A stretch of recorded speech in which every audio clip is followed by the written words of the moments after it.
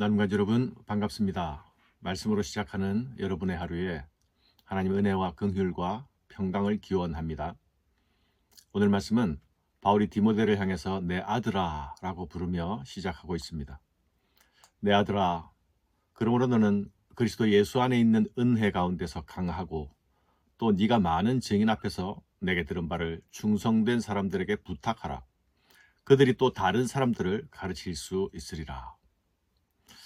내 아들아, 더 알 수 없이 친근하게 느껴지는 부름이 아닙니까? 바울은 이 부름을 통해서 두 가지를 당부합니다. 너는 은혜 가운데 강해지라. 그리고 네게 들은 바를 충성된 사람들에게 부탁하라 라고 당부합니다. 디모데는 바울이 복음으로 나온 아들이 아닙니까? 아들이며 또한 동시에 제자입니다. 복음의 일꾼입니다. 사랑하는 여러분, 그리스도의 복음은 제자된 사람들을 통해서 계승됩니다. 이 제자들은 주님이 오실 때까지 복음을 전파하는 사역을 감당해야 합니다. 바울은 이미 디모데에게 하나님의 능력에 따라 복음과 함께 고난받으라고 말했습니다. 예수를 증거하고 복음을 전파하는 그 사역은 고난의 사역이기 때문이죠. 바울은 이 일을 위해 너는 예수 안에 있는 은혜 가운데서 강해지라고 말하고 있습니다. 강해져야만 물러서거나 타협하지 않고 복음을 선포할 수 있기 때문입니다. 또 네가 들은 복음을 다른 충성된 사람들에게 부탁하라고 말하고 있죠. 이는 복음 사역이 나 홀로 하는 사역이 아니라 또한 나의 때에서만 하는 사역이 아니라 예수의 사람들과 함께하고 예수께서 오실 때까지 이어져야 하는 사역이기 때문에 그렇습니다. 복음을 위해 부르심을 받은 자는 나 혼자만이 아니라는 사실을 알아야 합니다. 사역자에게 힘이 되는 사실입니다. 동시에 또한 사역자를 겸손하게 하는 일이 되기도 합니다. 그러나 이를 위해 사역자는 또 다른 사역자를 세워내고 길러내는 수고가 필요합니다. 제자가 다시 제자를 길러내는 제자 삼는 사역입니다. 이 사역의 목적은 그리스도의 복음을 증거하고 가르치는 일이 끊이지 않고 주님 오실 때까지 계속되게 하기 위함입니다. 바울은 디모데가 복음을 증거할 제자를 길러내는 제자가 되기를 바랍니다. 그래서 그 일을 감당하는 일꾼의 자세에 대해서 말합니다. 너는 그리스도 예수의 좋은 병사로 나와 함께 고난받으라. 예수의 제자는 예수의 좋은 군사이기도 합니다. 여기서 다시 이 사역이 고난에 동참하는 사역임을 말씀하고 있습니다. 너는 나와 함께 고난받으라. 스승인 바울이 먼저 이 길을 걸어가며 디모데에게 모범을 보여주고 있습니다. 그리고 너는 이 길을 따라오라고 말합니다. 바울은 지금 그리스도께서 걸어가신 그 길을 따라 걸어가고 있지 않습니까? 그리고 디모데를 향해서는 너는 나와 함께 고난받으라. 너는 나를 따라오라 말합니다. 예수의 제자들은 모두 예수를 따라가는 자들입니다. 누구도 예외일 수 없습니다. 예수를 따라가되 각기 부르심의 자리와 모양이 조금씩 다를 뿐입니다. 사랑하는 여러분, 예수 따라가는 길에는 반드시 고난이 따른다라는 사실을 기억해야 하겠습니다. 이 사실을 기억하지 못하거나 내가 이 사실에서 예외가 될 때에 나는 지금 예수를 바로 따라가고 있는가 다시 묻고 또 점검해야 합니다. 예수 따라가는 길은 분명한 영광의 길이요. 그 길은 고난을 통과하는 길임을 다시 기억해야만 합니다. 사랑하는 여러분, 예수의 제자에게, 예수 따라가는 자에게, 복음 전도자에게 요구되는 자질은 복종과 절제입니다.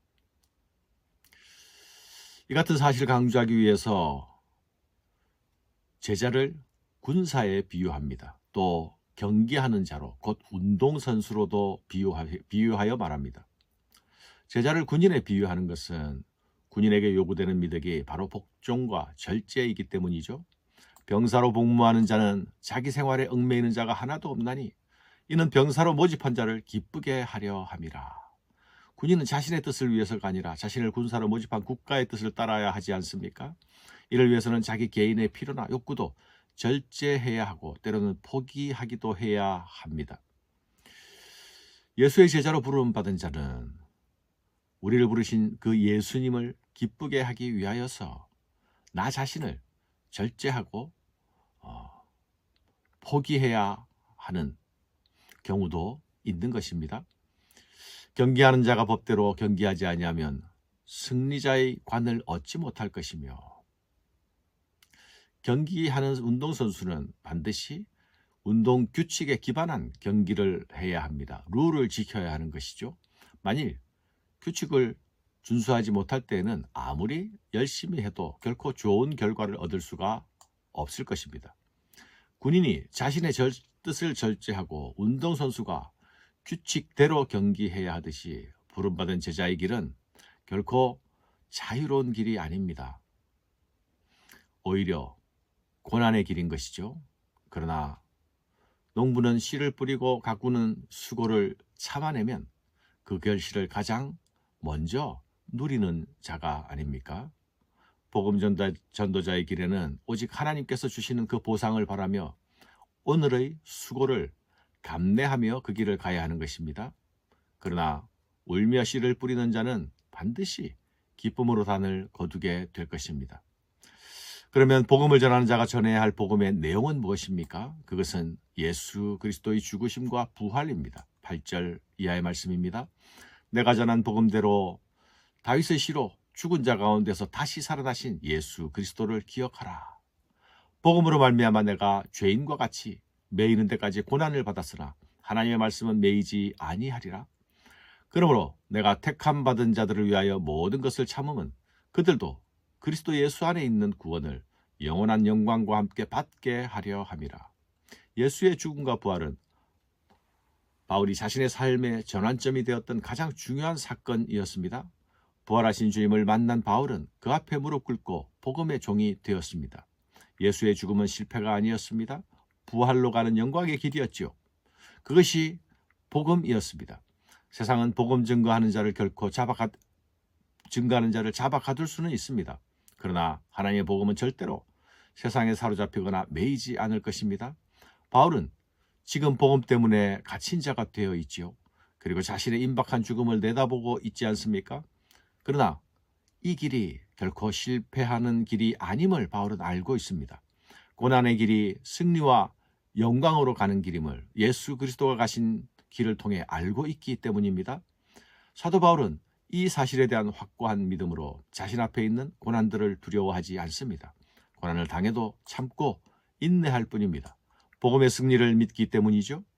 복음 전도자는, 예수의 제자는 이 사실을 결코 잊어서는 안 됩니다. 디모데도 마찬가지죠.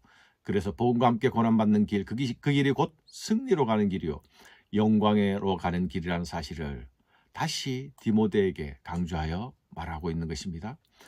미쁘다 이 말이요, 우리가 주와 함께 죽었으면 또한 함께 살 것이요, 참으면 또한 함께 왕노릇할 것이요, 우리가 주를 부인하면 주도 우리를 부인하실 것이라. 우리는 미쁨이 없을지라도 주는 항상 미쁘시니 자기를 부인하실 수 없으시리라. 바울은 다시 한번 복음사역에 대한 확신을 밝히고 있습니다. 우리가 주와 함께 죽으면 주와 함께 살 것이다. 주를 위해 참으면 주와 함께 왕노릇할 것이다. 만일 우리가 주를 부인하면 주도 우리를 부인할 것이다.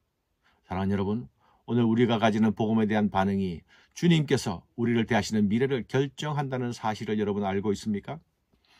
지금 여러분은 복음 때문에 당하는 고난이 있습니까? 그렇다면 여러분은 반드시 주와 함께 살 것입니다. 주와 함께 왕노릇하게 될 것입니다. 영원한 구원과 영광을 여러분은 지금 사모하고 있습니까? 복음으로 당하는 고난을 두려워하지 말아야 할 것입니다. 감사합니다.